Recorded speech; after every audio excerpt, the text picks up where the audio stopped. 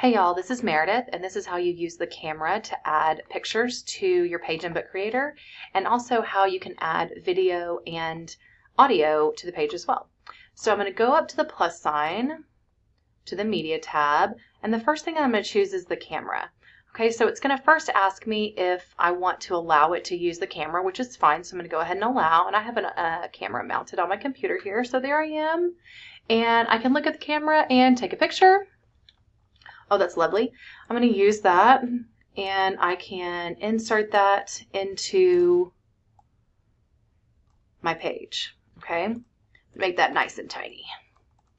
I can also, from the camera, record video. So I could record myself talking. It's going to count me down. And this is, we're learning about Book Creator, how to add video. Hit stop video, and I can use that right there. And I can also add the video. So the students can use the camera on their Chromebooks to add images and video. So I'm always about half mid-sentence there. And there's my video. Okay, the last thing I can do is record audio. Okay, this one is going to be the bottom button that says record. I will have to tell it that yes, you can use my microphone. Okay, so I'm going to start recording. 3, 2, 1.